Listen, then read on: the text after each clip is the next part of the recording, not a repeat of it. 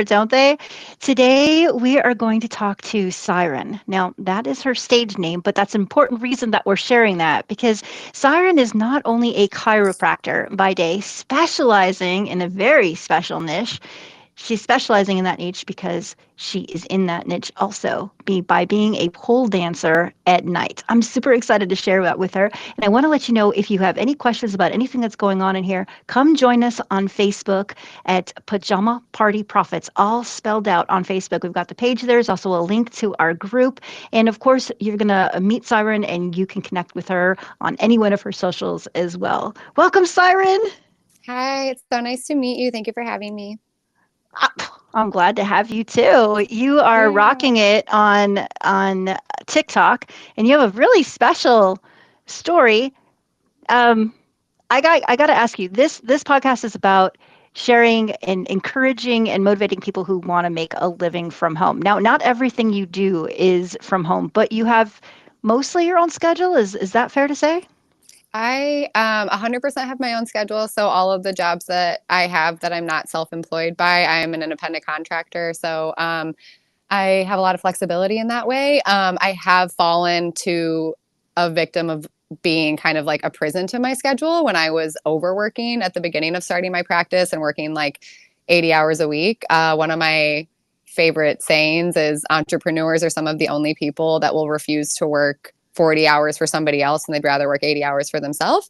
So that happened a lot, but boundaries within yourself and time management and all that stuff. It's taken me a long time to figure it out, but that was a long-winded way of saying, yes, I have freedom in my schedule. And there are a lot of things that I am able to do from home and not having to physically be with or see people, like my back end business stuff, bookkeeping, admin, scheduling, communicating with patients, notes, that kind of stuff.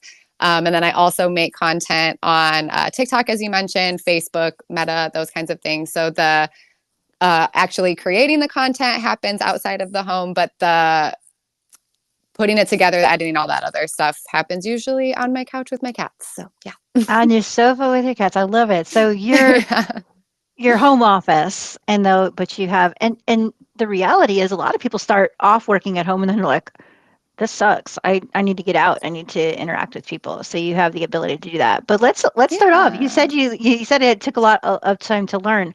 How did you get from I want to be a chiropractor to I want to pole dance? Like how did Great that all happen? question. It's going to be a very long answer. Do you have time? Okay, so I'm like, remind me what I'm talking about if I forget. But I will go ahead and start at the beginning. So when I was in high school, I was in cheerleading, and I really liked the stunting aspect of it. So the like partner stunting, we were a co-ed team at my high school. I did competition cheerleading and I also cheered in college. But by the time I was about 16, I was experiencing a lot of back pain. And I came from a traditional Western medicine family. If your head hurts, you take Advil and you don't really think about why.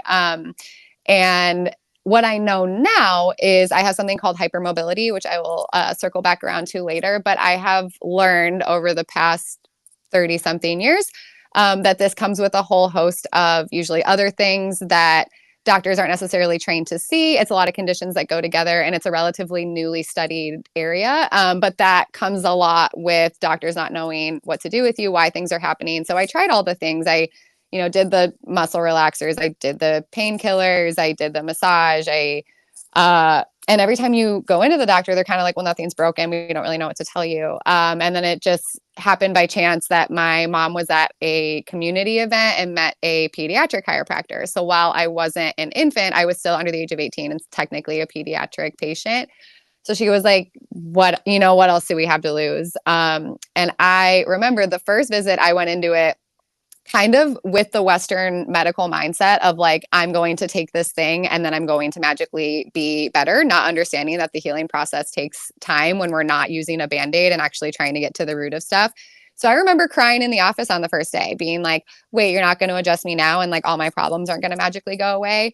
So I was on a pretty extensive course of care because we found that I have a scoliosis, which I believe was caused because of cheerleading, which we can get into that at another time. But um, and found out that they did these tests that I do in my office now, rolling thermography, muscle EMG, and heart rate variability. And all of those things are testing what your nervous system does. So while a lot of people think that chiropractors are for neck pain and back pain, and that is why I originally went, the thing that made me really stay and why it changed my life is because it dove into the nervous system. So actually, I have a little poster up here. It's probably going to be backwards, and there might be a glare on it. But this shows where all of the nerves in your body go to different areas and end organs. So while, yes, your brain controls your muscular system, which is what you feel, it also controls everything else. So your digestion, your adrenal glands. And so the things that showed up on that test were things that I didn't tell the chiropractor about, but it's also things that other doctors weren't able to help me with.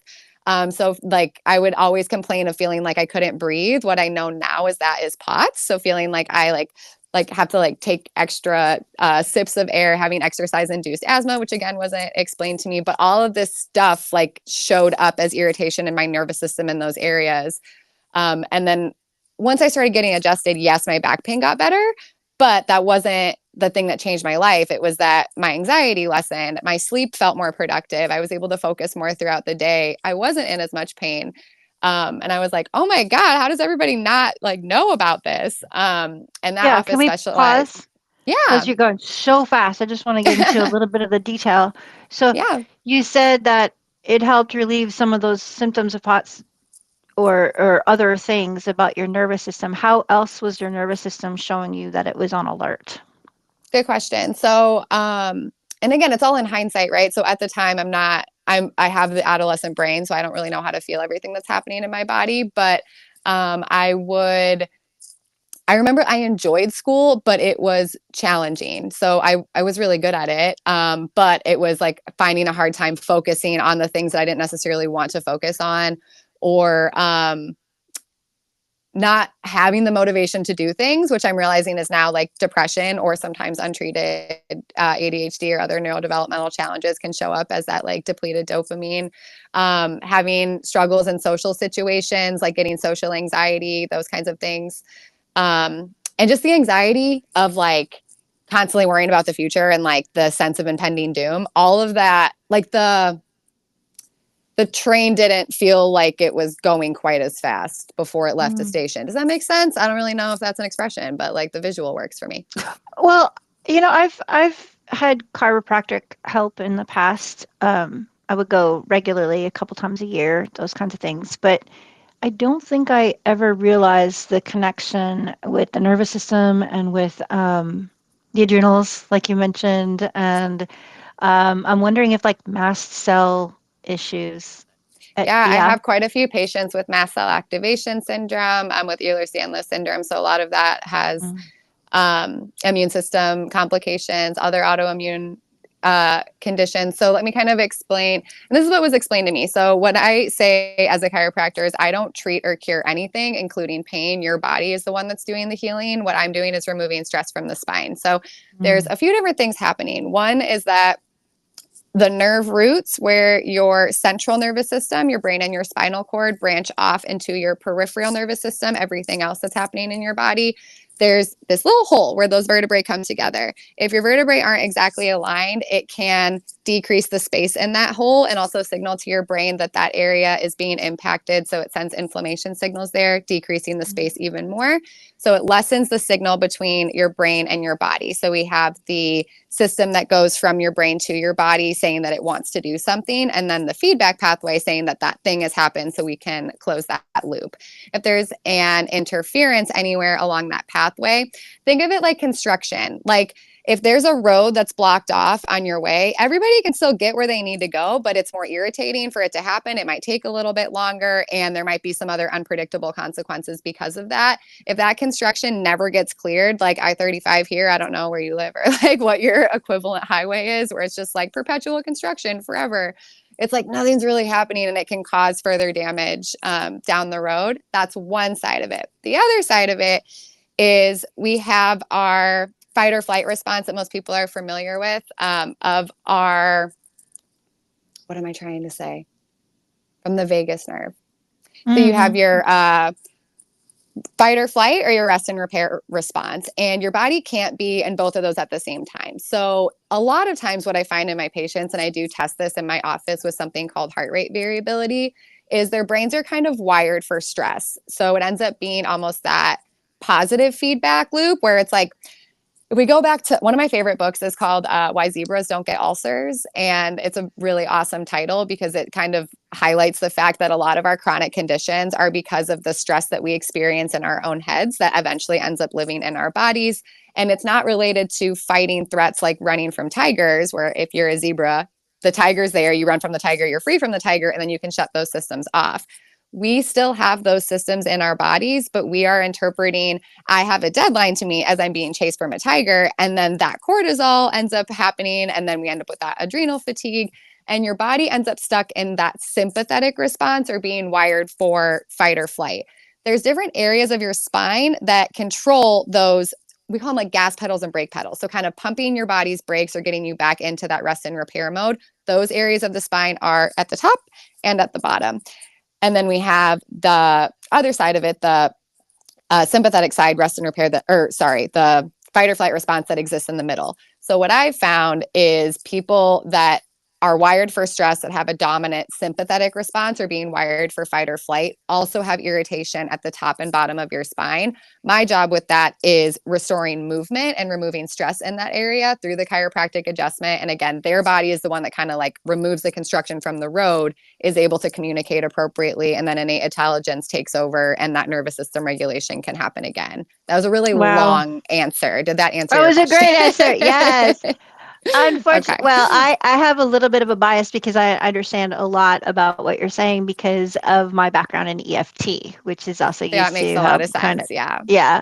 But if I think you kept it at a level where people could completely understand. So you had your experience with the chiropractor. You said that it changed your life. How long did Mm-hmm. it take for that particular chiropractor to change your adolescent life? Like years, months? I would say it happened within, I noticed physical changes almost immediately, within a couple of weeks, I would say. And then, so like I said, the pain going away was great, but it was all the other stuff that, and I think the education along the way was really helpful, knowing like this isn't going to be a quick fix. It is something that you're going to have to like put work into. So I went 3 times a week for, I think, 4 or 5 months, and then ended up tapering down from there. Typically with my patients, what I say is wellness care ranges from usually once a week to once every 6 weeks. It depends on a lot of different things, and we make that individually per person. But we find that usually beyond that 6 week point is when those subluxation, the interference between the brain and the body, when those patterns kind of start to anchor in there.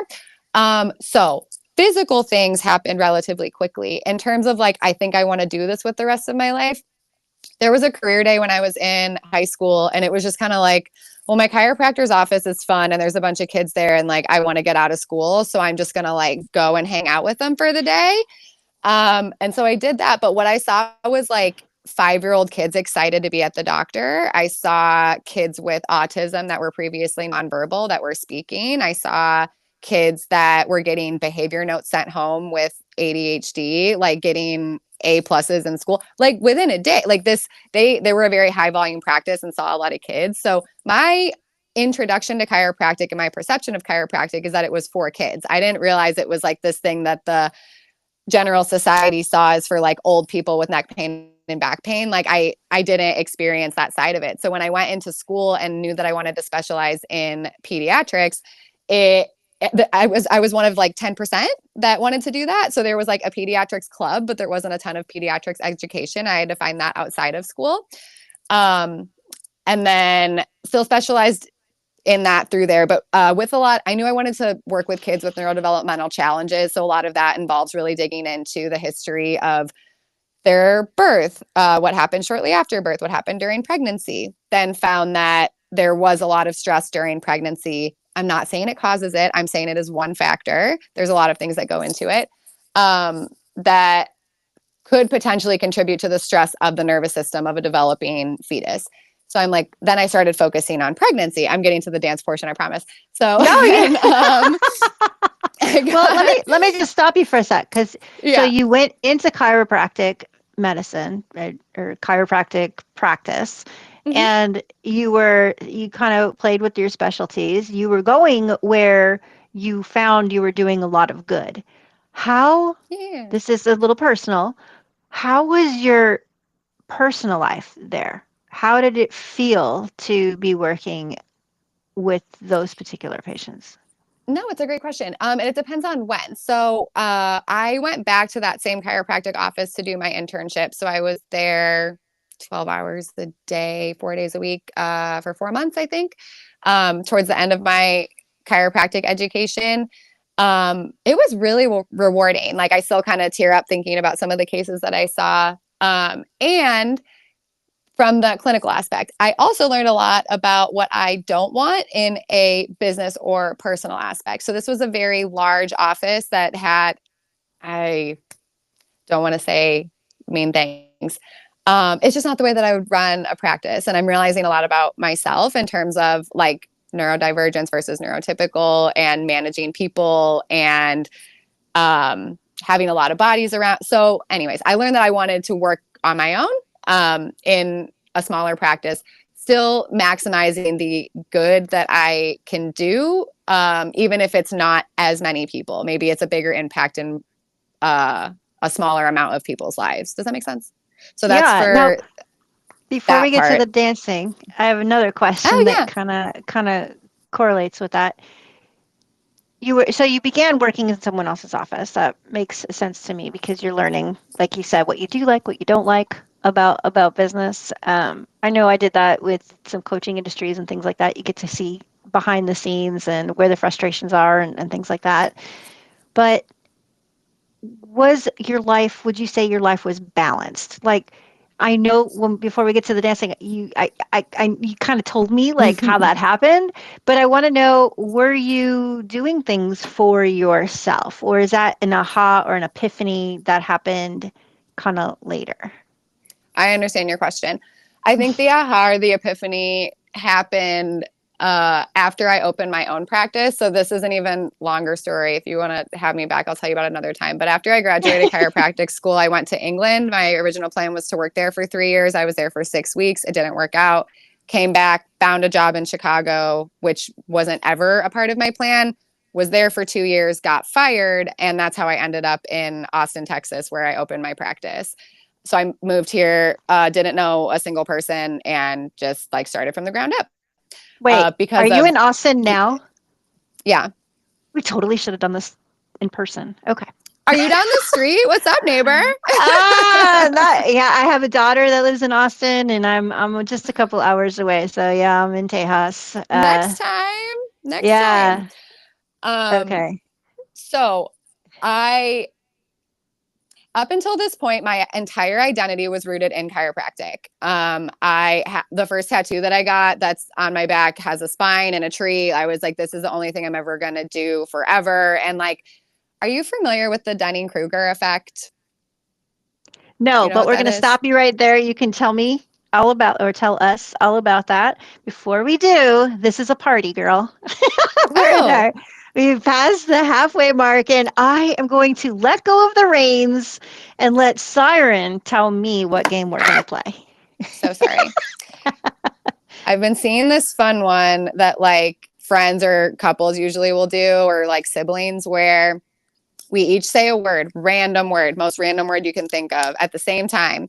And then we have to say the same word. So we have to see how many tries it takes for us to say the same word after that Okay. So we have to both say a random word at the same time. Is that how we at the start? same time. Yep. All right. You do the count. So go like 3, 2, 1, and then we'll say it. All right. Three, two, one. Chair. Carrot. What did you say? Chair. Chair. I said carrot. Okay. Uh, one, two, three. Cake. Kitchen. What goes? Okay. 1, 2, 3. 2, 3. Refrigerator. Knife. Okay. Okay. Knife. Refrigerator. Cake, Okay. knife, refrigerator. Okay. You count. Okay. 3, 2, 1. Fruit. Sink. Okay. Are you hungry? Yeah. I'm like, it's almost my lunchtime. I'm a visual person too, so I'm like seeing it in there. I'm like, what else is in there? Okay. Mm-hmm. Fruit and sink. Okay, ready? 3, 2, 1. Wash. Bowl, Why do you stop? I'm gonna go on like wash, 5. bowl. We're gonna Oh. get this. Okay, okay, Ah. okay. We got this. We got this. Ready? We Okay, we do? got it. Ready? Mm-hmm. I have Wash, no idea. bowl. Okay. Ready? Yep. 3, 2, 1. Sponge. Water. Okay, closer. Wait. We can get it after this one. We can get it. Ready? I have no idea what to do next. Think of the sponge and the water. Uh-huh. Ready? No. Okay, okay. We'll stop after this one if we don't get it, but I think we can do it. Ready? Yeah. 3, 2, 1. Soap. Soap. Yay, Yay! we We did it! did it! That's awesome. Oh, that's frustrating. Oh We man, got my hands are sweaty. Okay. it.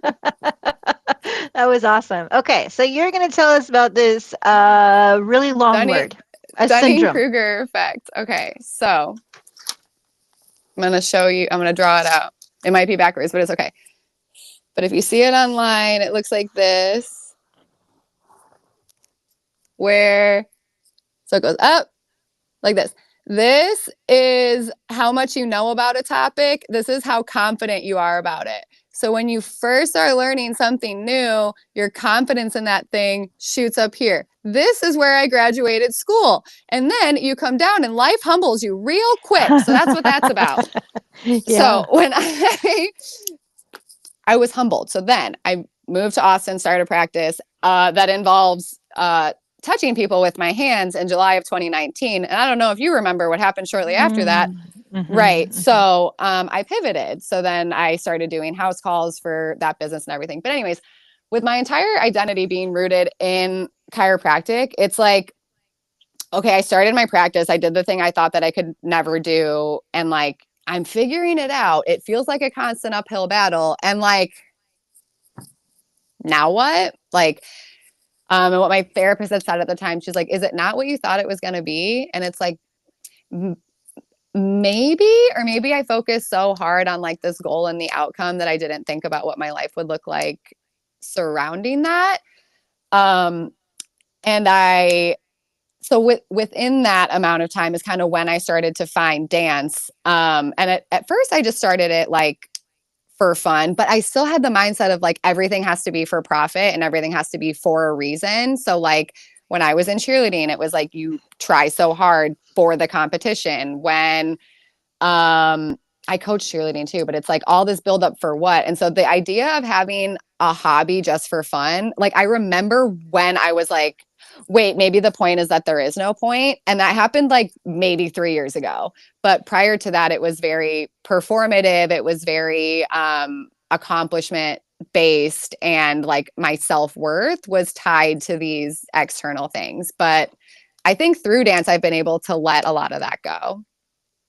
So, how did you get into pole dancing? Was it you said you Yeah. took a class for So when I was working in Chicago, as I mentioned, a friend and I that I had there, it was like my undergrad is in exercise science. So like I have all of the tools in theory to be able to work out correctly or whatever. And then I was going to the gym and I freaking hated it. Like I was looking around and I was like, are you guys having fun? Like I've been doing this for years. And at some point I thought I was going to enjoy it and I just don't. And I was like, when was the last time I enjoyed physical activity? Okay, cheerleading. But like it's hard to find for adults with different schedules and a spotter and a location to be able to do that. What's like the closest thing I can pole dancing, I guess.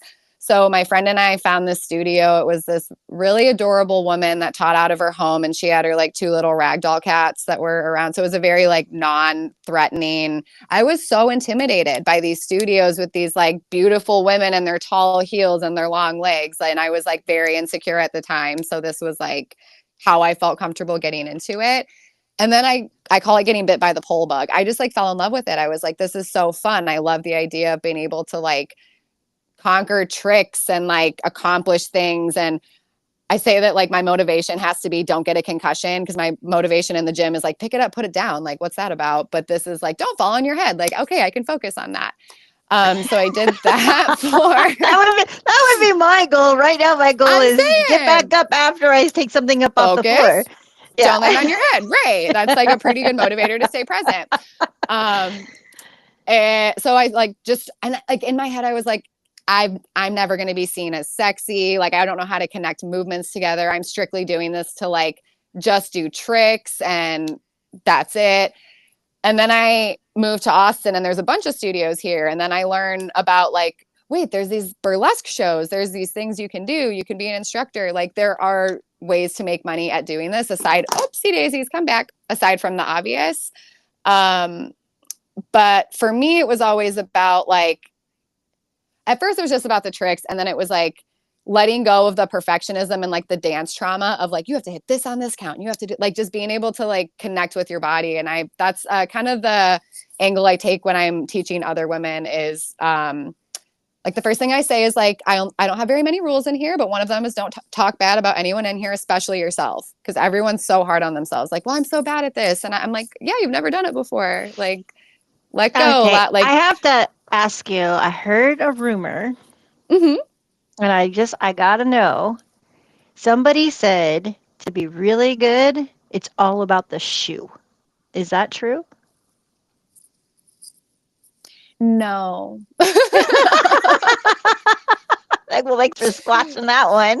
There's certain moves.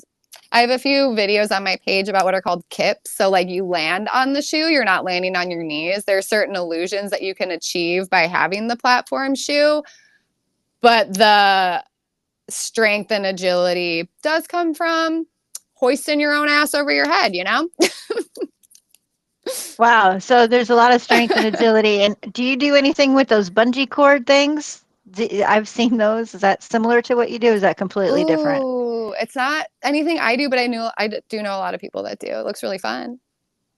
Well, I thought it was really fun, and then I found a blooper tape, and I was like, "Oh yeah, I don't need to go there." You gotta be careful. Yeah. Yeah, I was like, "Whoa, I think you could easily land on your head in there." So I have to know, Siren, when you're doing your TikTok videos, is that exclusively for fun? Are you trying to encourage people to take a class? Just locals? Do you go online? How can people find out more about you, learn from you? Great question. I do have in-person classes at Inner Diva Studios in Austin, Texas. So some of them are to encourage people to take that. On my Facebook page, the Pole Chiro, I started putting tutorials in a playlist there. So those are free.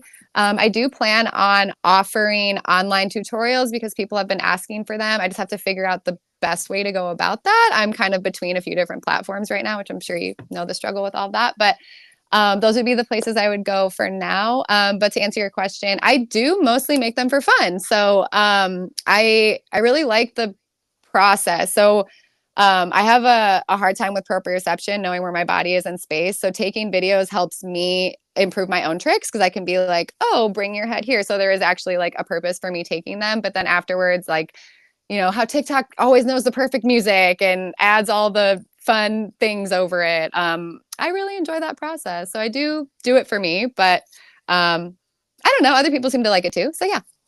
Well, I have a firm belief, it's been my motto that I have not changed. The more fun I have, the more money I make. And I I think love that you probably, that. yeah. So the more fun we have, the more money you make. So it is all about fun. And pole dancing, I think is probably, I got to tell you, it's on my list. So I'm probably going to come see you soon. We'll take Please some blooper do. videos for It is TikTok. so fun. Like I If you realize could it get has a a over 50 young lady. absolutely. Um there was a woman that won a competition recently that was 74 years old. So you never too old. Wow. Yeah, like Wow. and it seems weird to say it this way, but I find that it really helps me connect with my inner child because it reminds me of like being on the jungle gym and yeah, everyone, not everyone, the online trolls seem to only associate it with like dancing in strip clubs or like the sexual aspect of things. And like, yes, that is a place that you can go with it. But for me, it's more about connecting with your own sensuality and doing it for you and not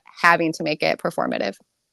I've heard the same with belly dancing. Like it's very Yeah, exclusively absolutely. personal, and if a man gets to watch it, he's very lucky. Yeah. Absolutely. I agree. Yep. That's so awesome. So look for the show notes on how to find and get in touch with Siren at thepajamapartyprophets.com. She'll be the next one on top. And I do think we're going to get together again soon. But in the We have to. meantime, You seem super fun. Yes. Thank have you. a lot of fun, everyone.